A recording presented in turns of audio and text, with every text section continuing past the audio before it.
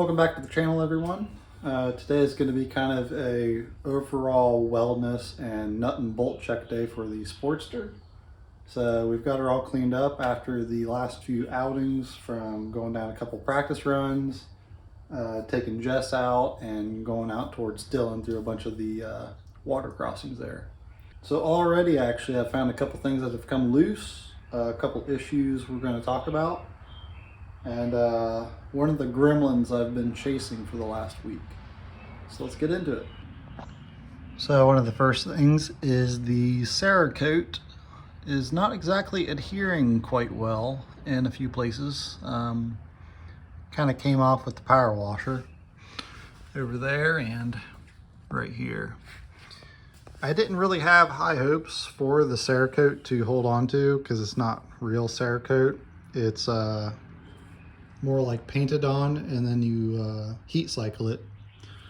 Another thing I keep chasing is this seal here keeps leaking right around the edges.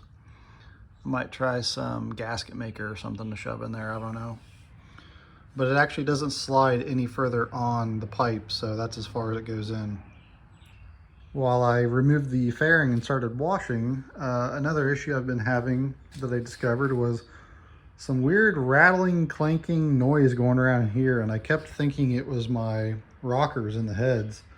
And nope, it's my whole headlight. So yeah, apparently I don't know if I forgot to tighten these or if they quite literally came loose. So that's no good. Another gremlin I've been chasing actually is some wobbling on the highways. Not quite tank slappers, but concerning enough. Originally they started around like 60 miles an hour, and I actually went in and did I think it's like a fall away test on my neck bearings, and I did tighten those up. They were quite loose. They're probably still maybe loose, but I feel like they're pretty good in spec. I did that, and then I started messing with tire pressures. So this new tire I got is rated at 904 pounds at a max pressure of 40. So the Sportster requires 40 psi. So that means I'm running this tire at max psi for a weight loading of 904 pounds at all times. That's a little excessive, and that might be one of the culprits. The front tire is rated at 38 pounds at 506 pounds. So doing some research, the Sportster is about a 45-55 weight distribution. So, I mean, with even me on it, let's say it's 300 pounds on the front and 400 to 500 on the rear. Technically, doing the math, these tires should be optimal at 22 psi, which definitely seems a little too low for me. So normal pressures on the Sportsters are 30 in the front, 40 in the rear. Right now I'm doing 25 and 35, and I ran around like that on last night on the roads, and it really didn't feel too different. And I mean, even at 25 psi, I have like no sidewall give. So I don't know if somebody can maybe advise me on this. The tire pressures are definitely throwing me for a loop, and I think it might be one of the culprits. But today we're going to check my axle alignment now that I know my neck bearing adjustments are good. The only other thing I think that could be happening is I'm just getting so much wind buffeting that it's quite literally my shoulders causing it. But right now I can do 65 easy, sometimes 70, but I start to feel a little squirmy on the highway. Let's check the axle alignment and we'll go from there.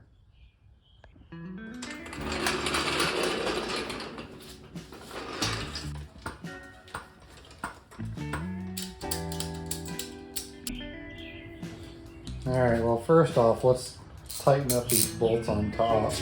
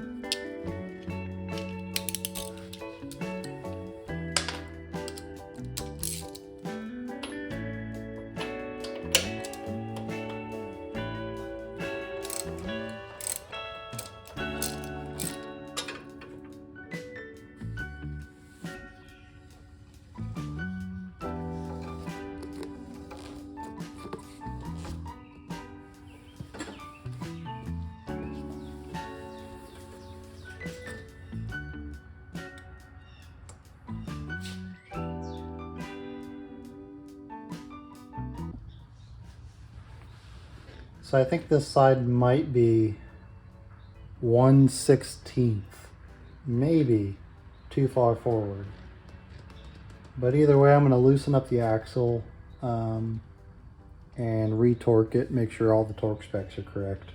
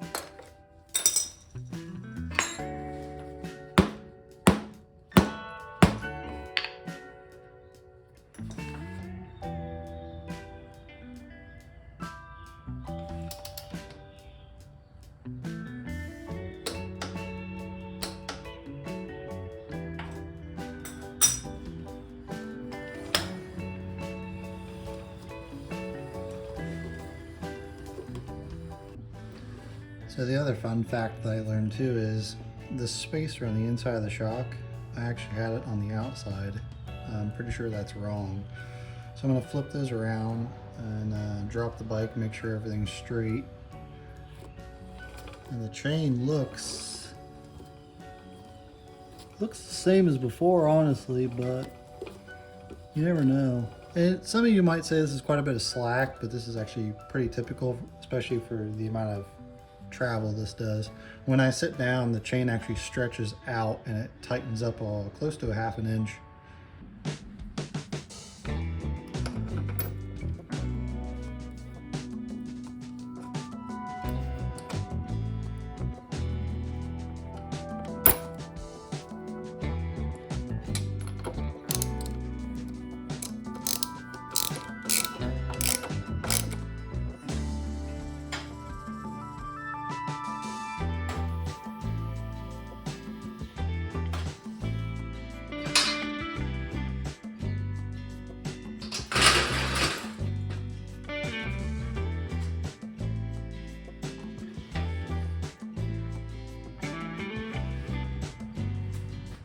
Well, while we're in here, we can pull off the filter cover. See how much dirt I've sucked up. I put this filter on right before I went on the MABDR. So it's actually at about 1 year now. A couple thousand miles on it.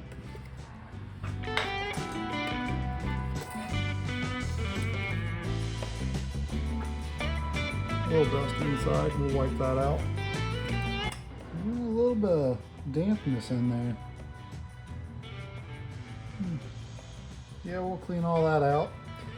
Carb doesn't look too dirty in there. No, it's pretty clean. I did do a whole carb clean on it before I went on the MABDR. I think this is just water from when I was power washing. Alright. I really wish I could find a intake that I could raise all of this up, or at least where it sucks in the air. That's my biggest concern about going through water is I feel like my intake low is so low. Or my intake. Yeah, my intakes.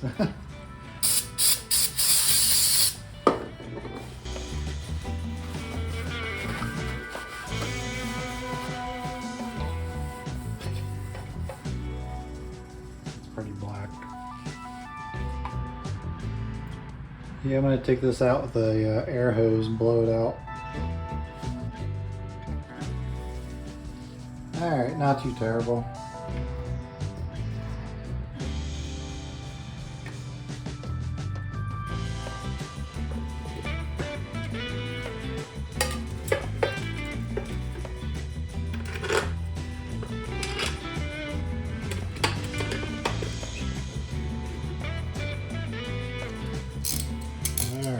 check these spark plugs.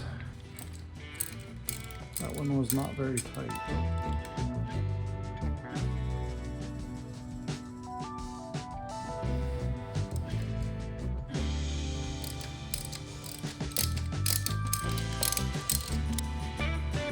Well, they both look pretty normal, so that's a good sign.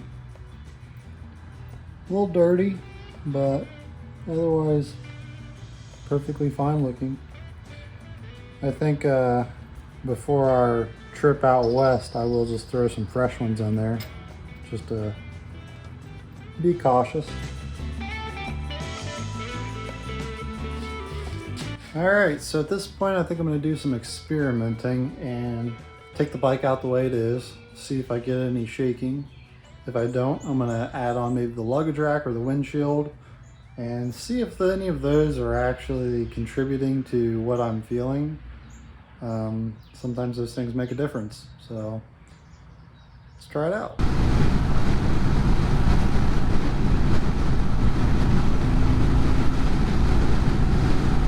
A lot more wind resistant without the windshield. Feels pretty rock steady. I only got up to 60 though. I mean, the front end does just feel kind of like very easily pushable, and I don't know if I also wonder about the geometry of like where your handlebars are. I wonder if my handlebars need to like come back, maybe. Is that a thing?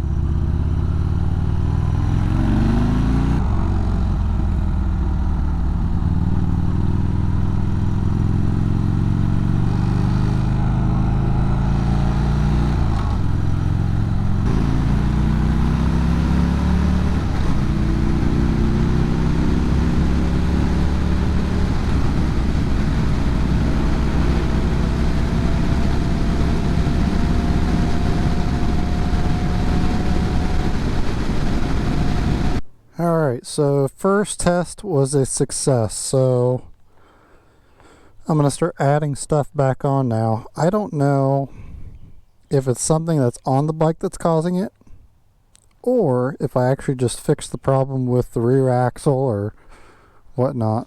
Let's start with the windshield, since that's my favorite piece.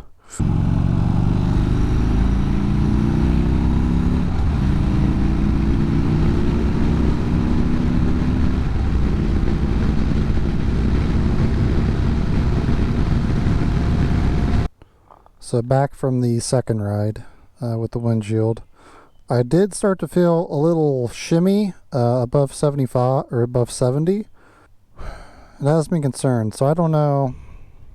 I think I'm going to throw the luggage rack on, take it back out one last time, see if it gets worse, and then at that point I wonder if it is a drag issue or something.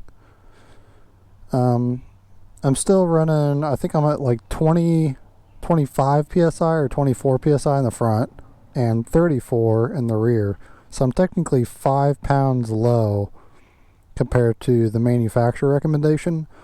But because these tires, load ratings are so much higher, I'm having to decrease the pressure. So if anybody has any input on that, it'd be greatly appreciated. Let's throw the luggage rack back on and one more time, and then I'll give my final thought.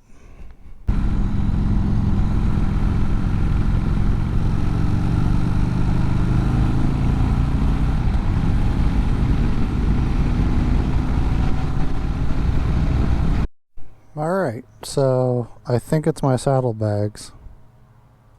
I'm kind of bummed out about that, you know. Okay, so I'm going to pull the saddlebags off, and well, I mean, I've already test rode it without all that on there, so man, I'm bummed about that. I'm going to take this off one more time, take it around one more time, and just verify that that's exactly what I felt. So already I can tell the vibration isn't there,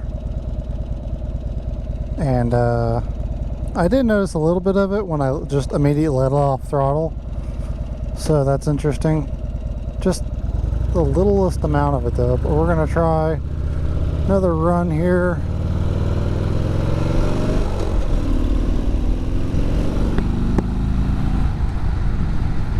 See what it feels like.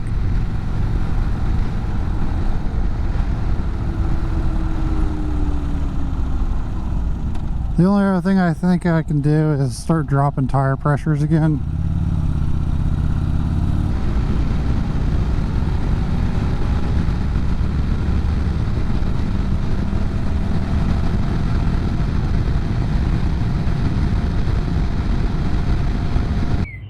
Alright, well I think that's where I'm gonna call today's video. Kind of have an idea of where my issue is coming from now. I don't know how to really feel about it, so if anyone has any type of experience on this, leave a comment down below. But it seems like I'm not going to be running any saddlebags, so that limits my storage opportunities on the bike. I mean, she looks good otherwise. With that said, if you watched this far, thank you for watching, and until next time, take it easy.